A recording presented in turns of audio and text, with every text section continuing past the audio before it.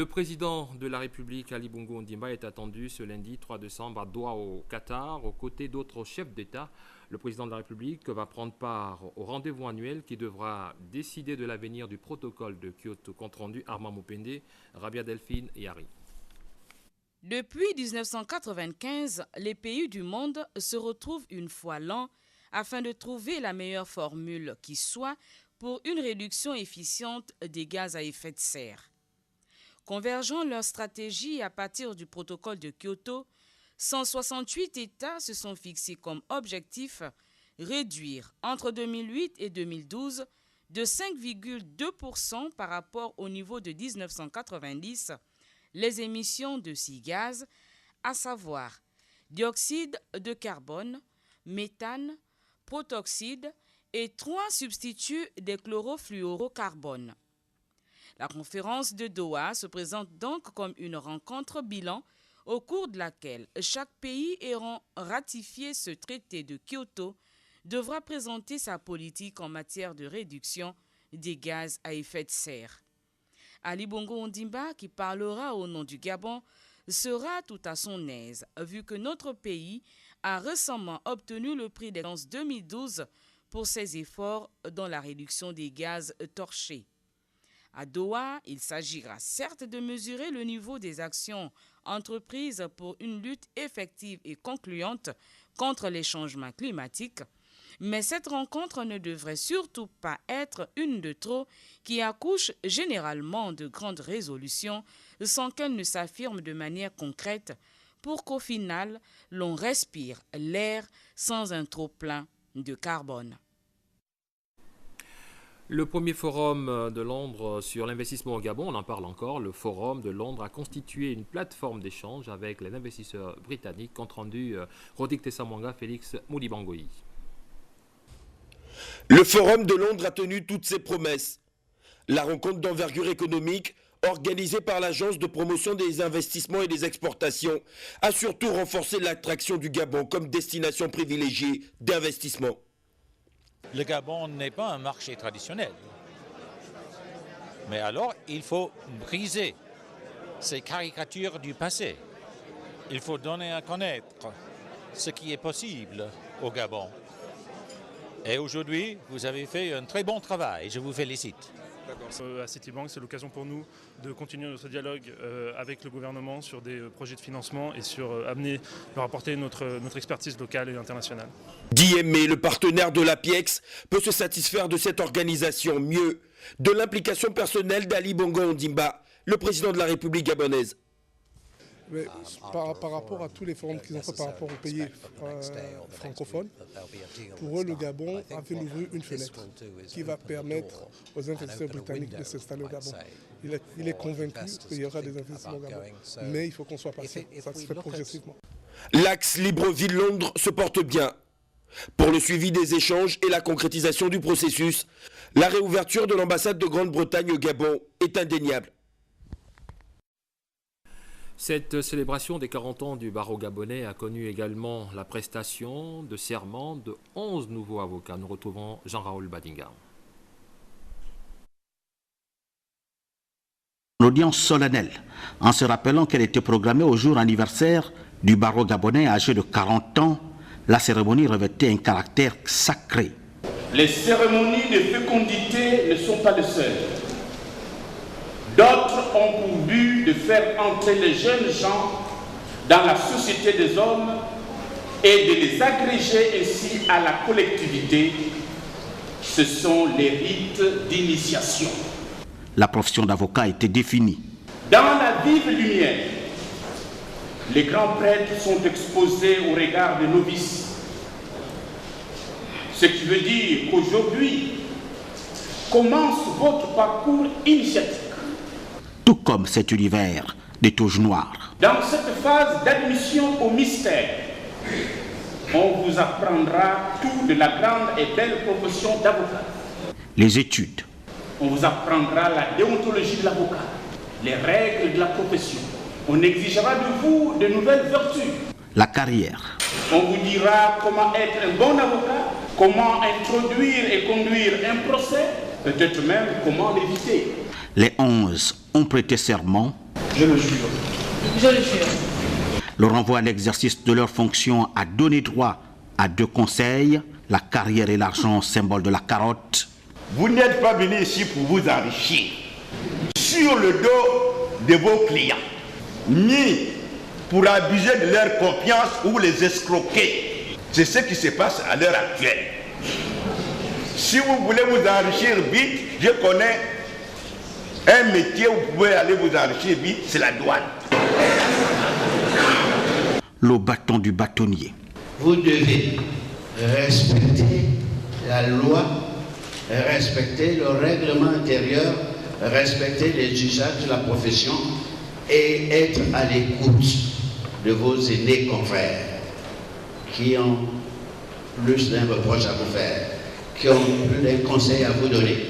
Belle cérémonie en devoir. C'est lui qui impose à ces nouvelles toges noires la défense des droits de l'homme. Ils comptent le faire jusqu'au bout de leur carrière d'avocat pour la grandeur de la justice gabonaise.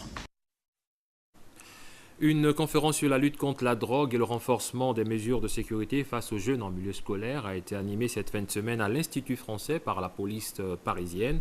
Les forces de défense et de sécurité gabonaises ont pris part à cette rencontre. Compte rendu chez Rel Bongota. De la police nationale avait pour but d'informer et sensibiliser les forces de sécurité sur la problématique de la drogue dans l'organisme. À travers la projection des courts-métrages, participants et conférenciers venus de la police française ont pu débattre sur les effets néfastes de ce phénomène. Mais comment définit-on la drogue ? La drogue, c'est une substance psychoactive, donc une substance qui agit sur le système nerveux, qui est d'origine naturelle ou synthétique. L'origine naturelle, c'est ce que vous connaissez sous forme notamment d'herbes de cannabis. Synthétique, c'est les drogues de synthèse. Et c'est surtout une substance qui modifie l'état de conscience et le comportement de l'individu qui la prend et qui a des effets néfastes sur sa santé. Le commissaire de police de Paris a décliné l'enjeu d'une telle conférence. Mais le but justement de notre mission au Gabon, c'est d'assurer la formation. Le but ultime de notre intervention, c'est qu'à l'issue de cette mission qui dure une semaine, c'est que nos amis gabonais, gendarmes et policiers soient en mesure de relier le discours que nous l'avons tenu pendant une semaine, puisque cela fait maintenant, ce que je vous dis, plusieurs jours que nous les formons, de façon à ce qu'à leur tour, ils puissent se rendre dans des établissements scolaires et rencontrer des collégiens et lycéens qui sont confrontés à une problématique de stupéfiants. La lutte contre la drogue reste un des nombreux challenges de la police gabonaise. Cette conférence a donc permis de comprendre et de mieux cerner les contours de ce phénomène grandissant qui touche plusieurs jeunes au Gabon. L'UNICEF, sous la tutelle du ministère en charge des droits de l'homme, a célébré en différé la Journée mondiale des droits de l'enfant à la paroisse Saint-Michel de Nkembo. Le thème retenu cette année est s'engager pour la survie de l'enfant à une promesse renouvelée. Compte rendu, Eric Nzengi-Badinga. Pour la survie de l'enfant, une promesse renouvelée. C'est le thème retenu cette année pour la célébration de la Journée mondiale des droits de l'enfant. À cette occasion, le Fonds des Nations Unies pour l'enfance et le ministère de la Justice en charge des droits de l'homme ont réaffirmé leur engagement en faveur de l'épanouissement des enfants. Que sont les droits de l'enfant? Les droits de l'enfant, c'est d'abord le droit à un nom, à une identité. C'est ensuite, et en résumé, le droit à la survie, au développement et à la protection. Le droit à la survie, c'est le droit de vivre en bonne santé, de ne pas faire partie des statistiques de mortalité des enfants de moins de 5 ans, qui malheureusement sont encore très élevés dans nos pays. Le thème de cette journée des droits de l'enfant, c'est s'engager pour la survie de l'enfant. Une promesse renouvelée. Nous voulons donc une éducation qui permet de contribuer à la construction de la paix dans notre pays. L'engagement pour la survie de l'enfant est une promesse renouvelée, mais une promesse sera tenue par le gouvernement gabonais. La thématique de cette année est pertinente, d'autant qu'elle nous rappelle non seulement que s'engager pour la survie de l'enfant est une promesse renouvelée, mais aussi le Gabon fait partie des 150 pays signataires du lancement planétaire en juin 2012 sur la dite thématique. Cet engagement du Gabon, parmi les 150 pays signataires, confirme sa promesse de se situer au stade de l'action en matière de survie de l'enfant. La célébration de cette journée permet de rappeler les obligations de tous les acteurs de la société à l'endroit des enfants. La capitale ogivine vient de se doter d'une gare routière. L'initiative est de l'actuelle équipe dirigeante de la municipalité de Makoko. Compte rendu pour l'Insiaki. Mbolo, dans le premier arrondissement de la capitale ogivine, cette gare routière municipale est la matérialisation de l'un des objectifs que se sont assignés les conseillers municipaux au lendemain de la mise en place du bureau du conseil sous la présidence de Faustin Mbunda.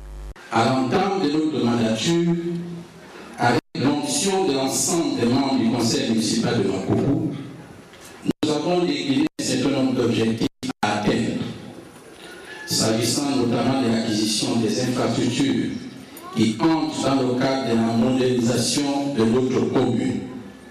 Cette infrastructure économique aura le mérite de faciliter la gestion et le contrôle du trafic interurbain, entre autres. Monsieur le gouverneur, la question du contrôle et de la gestion du service public de transport interurbain nous interpelle. Plusieurs usagers au départ ou à l'arrivée à Makoko se trouvent souvent confus eu égard à la multiplication des pseudo-agences qui ont été créées dans notre ville, occasionnant ici une situation d'insécurité et de désordre. 10 mois de travaux pour un budget de 75 millions de francs CFA financé par la mairie de Makoko. Cette structure abritera toutes les agences de transport interurbain et départemental. Donc nous avons un invité sur ce plateau. Il s'agit de M. Michel Minko, directeur général adjoint des impôts. Bonsoir. Bonsoir, M. Rajumba. Alors vous êtes là pour une communication importante qui concerne les opérateurs économiques de la province de l'Estuaire. Je vous remercie de m'avoir invité ce soir. La Direction générale des impôts entreprend à partir de demain, lundi 3 décembre, une opération de recensement de tous les opérateurs économiques de la province de l'Estuaire. Avec cette précision que sont visés les opérateurs économiques qui sont éligibles au centre des impôts des petites entreprises et des particuliers de Libreville Nord et de Libreville Sud. Il s'agit des opérateurs économiques qui réalisent un chiffre d'affaires égal ou inférieur à 60 millions de francs CFA. Cette opération de recensement rentre dans le cadre du plan d'action de la Direction générale des impôts 2010-2013 et doit nous permettre de connaître le potentiel économique exact de la région de l'Estuaire. Et ces opérateurs économiques qui sont visés ne doivent pas penser que c'est pour une traque fiscale. Il ne leur sera demandé aucun paiement. C'est juste pour les localiser, les identifier et les amener à se faire connaître de l'administration fiscale afin qu'ils puissent remplir en toute sérénité et en toute connaissance de cause leurs obligations fiscales. D'accord. Peut-être rappeler le lieu, l'heure et la durée de l'opération. L'opération qui commence demain est une opération d'envergure. Elle va durer jusqu'au mois de mars 2013. Et nous ne demandons pas aux opérateurs de se présenter à nous. C'est l'administration fiscale qui va auprès des opérateurs.